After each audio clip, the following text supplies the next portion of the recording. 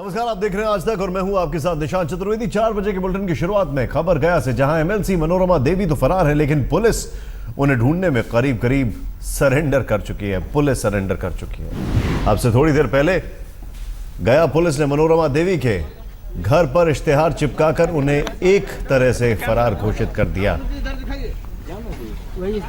लेकिन सवाल अभी बाकी है, किसने मारी आदित्य को गोली? क्योंकि दोस्तों ने जो बयान दिया है उसमें साफ नहीं हो रहा है कि गोली किसने चलाई। आदित्य के 3 दोस्तों ने गया पुलिस के सामने अपना बयान दर्ज कराया। तीनों ने उस रात की कहानी बयां की है, कैसे रॉकी यादव और उसके बॉडीगार्ड ने उन्हें बिना बात के पीटा और गोली चला दी। उस रात की कहानी आदित्य की जुबानी जानकर आपका मन दुख और गुस्से से भर उठेगा।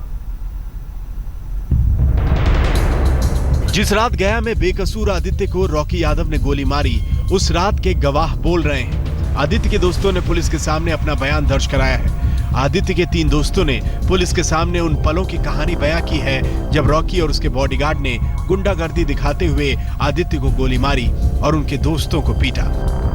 आदित्य के दोस्त नासिर हुसैन के दिए बयान के मुताबिक, हम बोधगया से स्विफ्ट कार से लौट रहे थे। महारानी पेट्रोल पंप के पास हमने land rover car temporary number 7063 को क्रॉस किया। जब हम आगे बढ़े तो लैंड रोवर के ड्राइवर ने पास मांगा, लेकिन हम पास नहीं दे सके, भीड़ थी। वो बार बार हमसे पास मांग रहा था। हम वहां से पुलिस लाइन के लिए मुड़े। वहां एक मंदिर के पास से गुजरते हुए हमने गोली की आवाज सुनी। गोली की आवाज सुनकर हमने गाड़ी रोकी। कार ड्राइवर ने हमें गोली मारने की धमकी दी। हम गाड़ी से उतरे तो हमने 2 लोगों को देखा। एक के हाथ में पिस्तौल थी, दूसरा गार्ड था जिसके पास कार्बाइन थी। ड्राइवर ने मुझे और कैफ को पीटना शुरू कर दिया। गार्ड के अलावा जो दूसरा था वो हाथ में पिस्तौल लिए बार बार चिल्ला रहा था, मेरा नाम रॉकी यादव है, मैं बिंदी यादव का बेटा हूँ। पिटने के बाद मेरी नाक से खून बह रहा था। हम भागने लगे। गाड़ी में बैठने की कोशिश की तो एक गोली और चली। गाड़ी में बैठा आयुष चिल्लाया कि गोली आदित्य को लग गई है। हमने कार मगध अस्पताल की ओर मोड़ दी। हमने पलट कर नहीं देखा कि वो दोनों कहां गए। अस्पताल में डॉक्टर ने आदित्य को मृत घोषित कर दिया। कई पन्नों में लिखी गई इस रिपोर्ट में कत्ल के उस रात का खौफनाक किस्सा है। जो रॉकी यादव एक दिन पहले तक उस रात अपना पता दिल्ली बता रहा था, वो अब ये कह रहा है कि उसने कार पर गोली चलाई थी। 6 मई को हम लोग बोधगया से लौट रहे थे।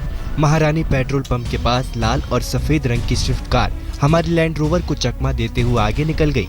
स्विफ्ट पर सवार लड़कों ने आगे भी 2-3 बार चकमा दिया। इससे हमारी कार ट्रक से टकराते टकराते बची। फिर अचानक तेजी से स्विफ्ट कार पुलिस लेन में मुड़ गई। कार इतनी तेज थी कि चारों ओर घूम गई। फिर हवाई फायर कर हमने स्विफ्ट कार को रुकवा ली और अपनी गाड़ी स्विफ्ट के बराबर खड़ी कर दी। कार उतरकर मैंने और राजेश यादव और टेनी यादव ने स्विफ्ट के ड्राइवर को कॉलर पकड़कर खींचने की कोशिश की, लेकिन ड्राइवर ने गाड़ी आगे बढ़ा दी। इससे हम तीनों झटका खाकर गिर गए। ड्राइवर के इस बर्ताव से हमें गुस्सा आ गया और मैंने स्विफ्ट कार पर पीछे से फायरिंग कर दी। अभी जो स्टेटमेंट दी है उसमें कबूला। मैम, ये जो पिस्टल आज दिखाया गया है, क्या इसी से उसने मर्डर किया था? जी, ये वेपन जो है it was used in committing.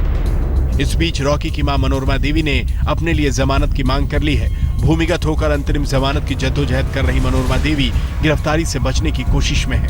इसी के साथ ये सवाल भी मजबूत हो रहा है कि जब रॉकी को गिरफ्तार कर लिया गया और घर पर शराब की बोतलें मिल गईं, तब पुलिस ने मनोरमा देवी को गिरफ्तार करने में देर क्यों की और उसे निकल जाने का रास्ता क्यों दिया। रोहित सिंह के साथ कुमार अभिषेक, गया, आज तक। सवाल खड़ा ये होता है कि आखिर गोली किसने चलाई? रॉकी यादव ने चलाई, जो कि आरोपी है, यहां पर हम आपको बार बार दिखा रहे हैं, या फिर उसके साथ कोई था उसने चलाई, या फिर गार्ड ने चलाई, एमएलसी का बॉडीगार्ड है उसने चलाई। किसने गोली चलाई, ये अपने आप में बड़ा सवाल है। लेकिन उससे भी बड़ा सवाल, अगर एमएलसी फरार है, अगर एमएलसी भाग रही हैं, तो जमानत की अर्जी उन्होंने डाल दी है, तो क्या जमानत मिलनी चाहिए? आप जरा सोचें, जो पुलिस के साथ कोऑपरेट नहीं कर रहा है, क्या उसे जमानत मिलनी चाहिए? यह अपने आप में एक बहुत बड़ा सवाल है।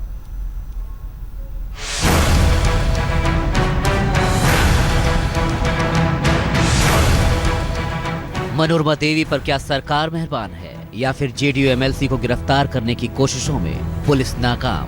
वारंट जारी होने के बाद से ही मनोरमा देवी का आता पता नहीं है और पुलिस ने भी उसका घर सील करके जैसे फर्ज पूरा कर लिया।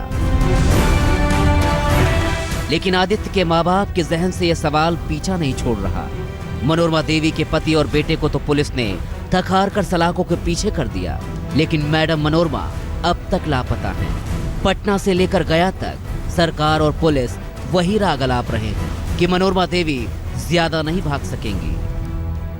देखिए, कोई बख्शा नहीं जाएगा, कहीं भी वो चली जाएं, लेकिन हमारी सरकार, हमारी पुलिस उनको ढूंढ निकालेगी और गिरफ्तार करेगी। मनोरमा को सरेंडर कर देना चाहिए, क्योंकि बहुत देखिए, कोई भी गलती करे उसको सरेंडर उसी वक्त कर देना चाहिए। वो इस केस में नॉन एफआईआर एक्यूज बन गई हैं, इसलिए उनके लिए वारंट के लिए न्यायालय में प्रे किया गया है। गिरफ्तारी के लिए छापामारी चल रही है। पुलिस के दावों के उलट मनोरमा देवी के बारे में सूत्रों से खबरें कुछ और ही आ रही हैं। कहा जा रहा है कि वह फिलहाल पटना से गया और दिल्ली तक के वकीलों से कानूनी मशवरे में लगी हुई हैं ताकि कोर्ट से कुछ राहत मिल सके। सूत्र ये भी बता रहे हैं कि मनोरमा देवी सरेंडर की फिराक में हैं, लेकिन बढ़ते दबाव के चलते पुलिस उन्हें राहत देने के मूड में हरगिज नहीं है। पुलिस से भागते, कांपते, हाँफते वक्त में मनोरमा देवी ने फिलहाल राहत का पहला रास्ता तो पकड़ ही लिया है और उनके वकील अग्रिम जमानत की याचिका के साथ कोर्ट में हाजिर भी हो चुके हैं। कार्रवाई होगी, क्या कार्रवाई होगी? अभी तो इन्वेस्टिगेशन चल रहा है। पुलिस उनके खिलाफ चार्जशीट सबमिट करेगी कि नहीं करेगी, ये तो बात का चीज है। अच्छा, एंटीसिपेटरी बेल में क्या गिरफ्तारी हो सकती है या नहीं हो सकती? एंटीसिपेटरी बेल में गिरफ्तारी, एंटीसिपेटरी बेल हम लोग फाइल कर दिया है। हाँ, तो उसमें क्या गिरफ्तारी हो सकती है? सोमवार को बहस होगा। नहीं, उससे पहले गिरफ्तार हो सकती है अगर पुलिस पकड़े। पुलिस तो सब कुछ कर रही है, जितना भी जो कानून से बाहर की चीज है सबको करके तात्पर्य की पुलिस सब कर रही है इस केस में। मनोरमा देवी का घर पहले ही सील हो चुका है और बेटे पति सरकारी मेहमान बन चुके हैं। बेटे रॉकी से पूछताछ में पुलिस उन तमाम सवालों को दागेगी जिनका ताल्लुक उस रात से है। मसलन उस रात बोधगया से लौटते वक्त क्या हुआ था? क्या आपने आदित्य सचदेव को गोली मारी थी? हत्या के बाद किसके कहने पर गया से हुए फरार? गया में छिपने में माता पिता ने आपकी मदद की? अपनी मां के ठिकाने के बारे में आपको क्या मालूम है? क्या आदित्य से पहले भी कोई निजी दुश्मनी थी? बोधगया से लौटते वक्त गाड़ी कौन चला रहा था? पटना जाकर कहां छिपे और किसने मदद की? विदेशी पिस्तौल कहां से आई? गया के निवासी होने पर दिल्ली से लाइसेंस कैसे मिला? उधर गया के इस मकान में मातम का हश्र देखिए। इन्हें न सियासी दांवपेच से मतलब है और न कानून की मोटी मोटी किताबों से। ये तो आदित्य के माँ बाप हैं जिन्हें सिर्फ और सिर्फ इंसाफ चाहिए। और मनोरमा देवी की गिरफ्तारी अटकने से इनके दिल में भी सवाल परेशान करने लगे हैं। तकलीफ तो है, अब तकलीफ जिसको है उसको महसूस हो रहा है। एक तो गलती ऊपर से छिपाया जा रहा है सब चीज, तो कैसे जनता का भरोसा जीतेंगे वो वही बताएं। जनता का दिल जीतने का समय आया है उनका। खैर, पटना में बैठी सरकार और गया में बैठे आला हुक्मरान गोलीकांड पर मर्जी और सियासत के फैसले कर रहे हैं, लेकिन इंसाफ की जंग फिलहाल बाकी है। कुमार अभिषेक, पटना, आज तक। रॉकी की लाखों की इटालियन पिस्तौल से आज सियासी गोलियां चल गईं। तेजस्वी यादव का सवाल था कि क्या नियमों को ठेंगा दिखाकर रॉकी को लाइसेंस दिया क्या?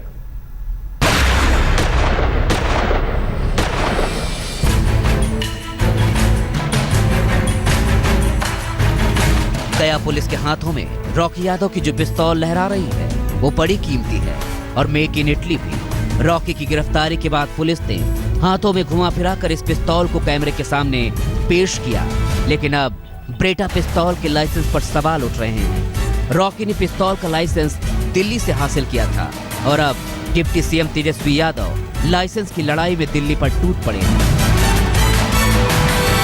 चर्चा आप लोग इस बात में नहीं कर रहे हैं कि उस लड़की का लाइसेंस कैसे मिला, उस लड़की को लाइसेंस किसने दिलवाने का काम किया, इस पे चर्चा होनी चाहिए।